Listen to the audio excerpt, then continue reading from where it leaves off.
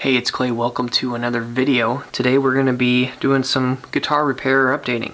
This is kind of the remnant of kind of an old Mustang build that I had put together, and it never really came out quite right. So we're going to give it another shot, try to give it a little update, and see what we can do. I mean, the guts are really good. This is a Warmoth by Fender neck.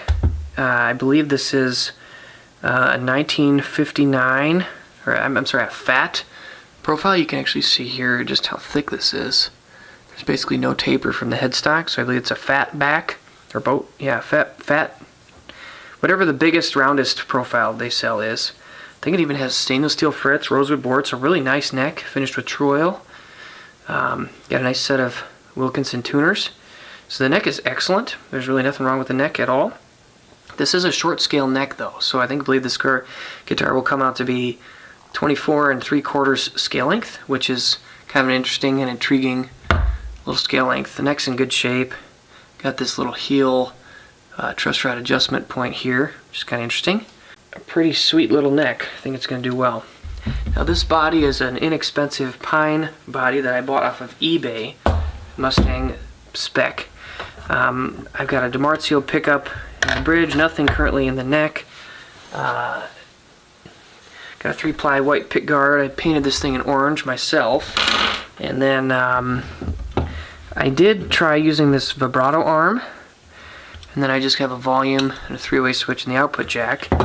And I think that most of my problem came from this guy. So I think step number 1 is to take this out. And I may end up trying to put a different bridge on it, maybe a Telecaster style. I think that was a big part of the issue, was trying to retrofit this bridge onto this body with this, you know, I think the way it impacted the break angle, I ended up needing to shim the neck up because there was a little bit of a, if you're looking at it this way, there was a little bit of an angle, whereas the neck and body really should be flat like a Telecaster. So we're going to try that, and I think that should hopefully help us out. So I'm going to tear everything off this body, and we're going to start from scratch, maybe give it a little cleanup, and we'll see how she goes from there.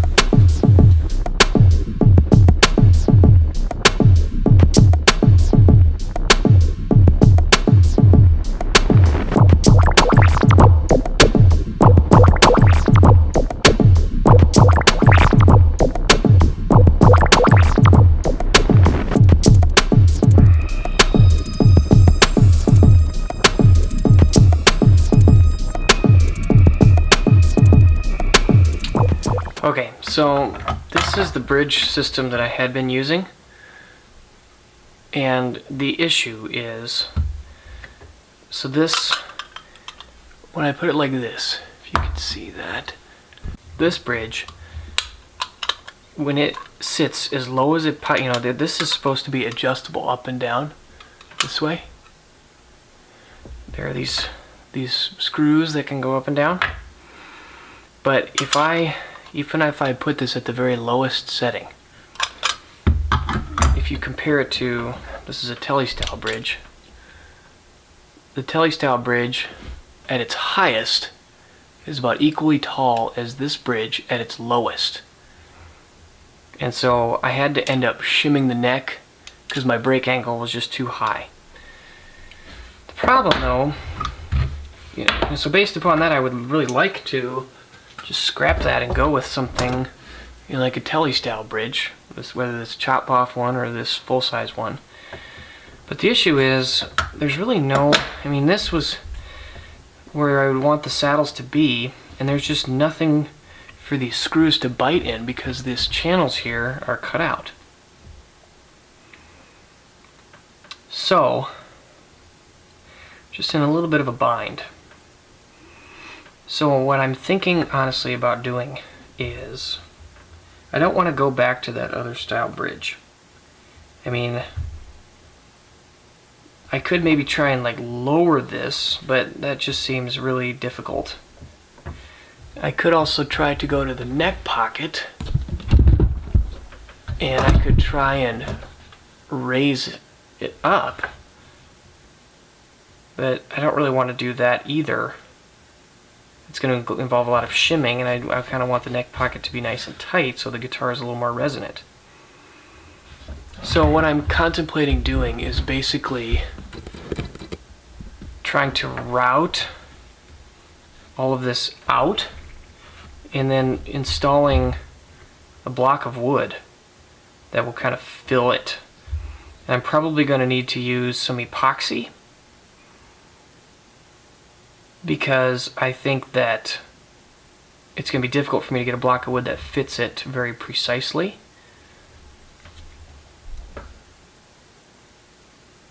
I mean, the other option, I could try and fill each of these. You know, I could try to get a block of wood that would fit in here, one that would fit in here, and then maybe some dowels that would fit in here. That's another option. And again, fill it with epoxy. I think any which way I do it, it's probably not going to be very pretty, but that's okay. That doesn't really bother me. I just would like to get something that's functional. That might be easier than trying to kind of hollow the whole thing out. I think what I might do is, I mean, these circles are kind of a problem. So I think I need to cut out these two circles because they're kind of conical. They're not a perfect, so even if I got a dowel, it wouldn't fit perfectly. So I think I need to chisel them out, and then I might score off these sides and just try to make some kind of block of wood that might fit in like in the shape of a number 7 and install it in there. That's what I'm going to try to do. And it might go very poorly, but we're going to give it a shot. We'll see how it goes. Let's rock and roll.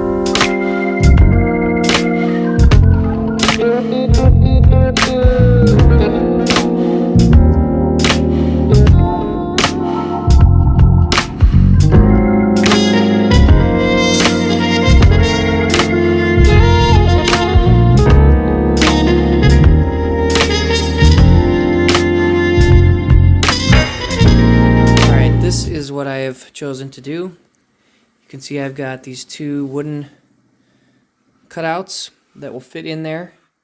It's definitely not perfect. It was just kind of a lot of random woodworking, but I think it is going to work. They're a little bit too tall, but they fit nice and tight.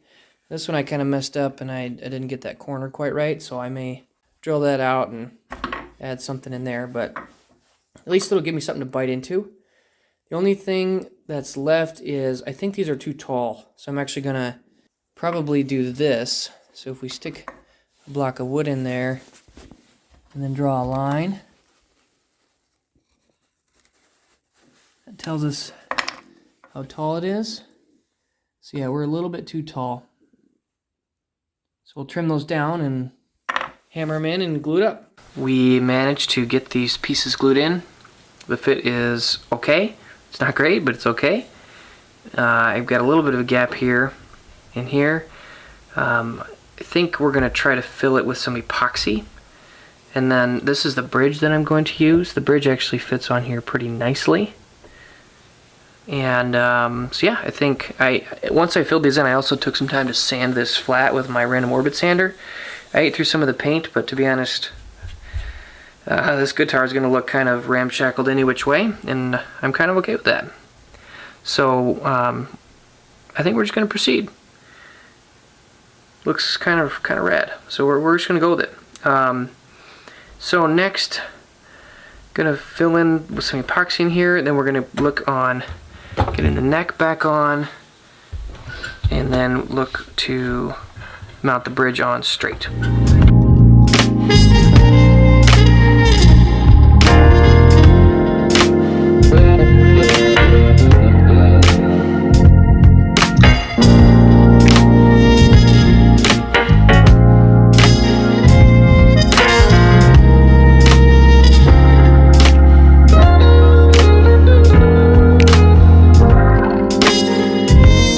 Okay, so now I'm trying to figure out the placement of the bridge. Got my tape measure out. If I go from the nut to the 12th fret here, you can see I've got exactly 12 inches. So then 24 inches would be where I want my bridge placement. Now that tells me kind of where I want my saddles to be. I've got plenty of play for the saddles to go backwards, so I'm going to leave a little bit of slack. Probably going to put it about right there. Okay, so then let's draw a line here to kind of indicate where I want the front of my bridge to be. Now we need to figure out how we're going to place it left and right. So I've got this wire here. If I put it in my nut slot in my low E and then stretch it out, you can see it's falling off. It's too close. So we're going to slide this bridge a little bit this way. That is just about perfect. Now we'll try the high E. And again, that's just about right. Okay, so we're going to mark this bridge positioning.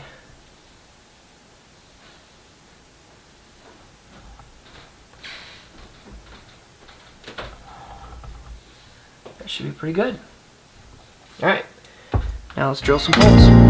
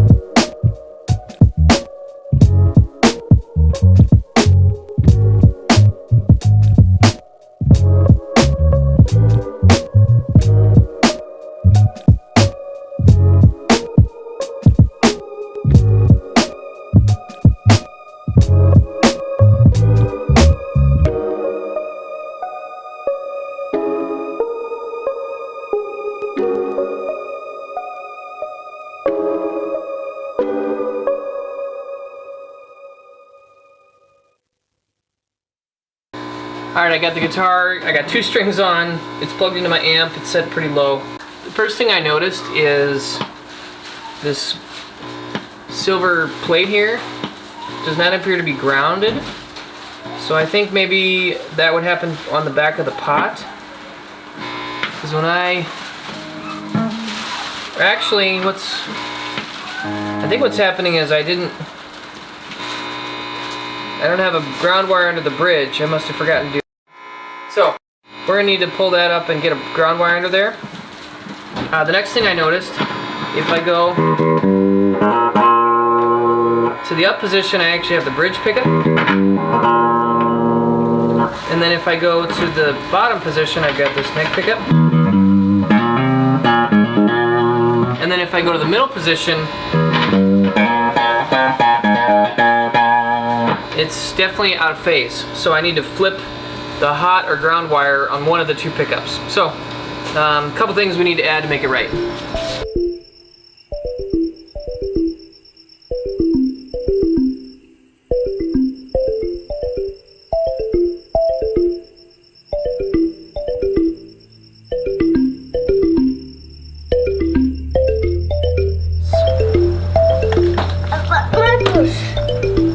Why you never use these? Well, I was using those to make my color my pedal enclosures, but I'm taking a break from pedals. Maybe I'll use them this winter. Once I tested the purple to see if it worked. Once, Daddy, when you were not downstairs, I was digging in that basket and then I found markers, and I opened every one and tested them on a piece of wood to make sure they all worked. Did they all work? Yes, except for brown. No, except for gray. Except for gray. Gray did not work. Interesting. The purple. These dangerous markers? They stain? Not dangerous, but you should not draw them on your clothes or body, no matter what kind of marker it is. Yeah. Not even crayon. Right. Well, you can't really see crayon. That's true, but I still don't think you should draw crayons on your body. Yeah. The last time you see me draw that black marker on my forehead, Mommy had to wipe it off with sanitizer. Nice. I draw with purple. I'll be careful. You may. Okay. Be careful with it. Alright. I'll be careful. Need some time. You just have to warm up. You just have to warm up. Still need some coffee. Let's try it. I'm gonna let the color warm up. Let's try purple. Dark purple.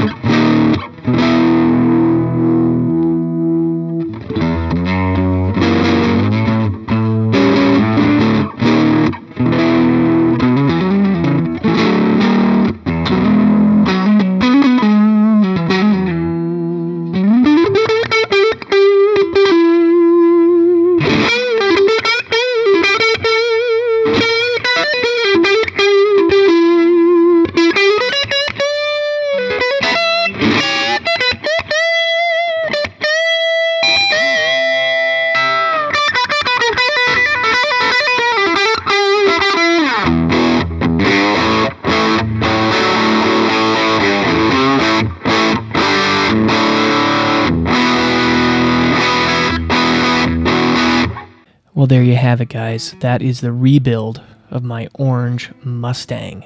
Pretty excited with how it turned out. I gotta say, with the new bridge, it is feeling a lot more resonant and responsive under the fingers. Just a very solid and stable guitar to play.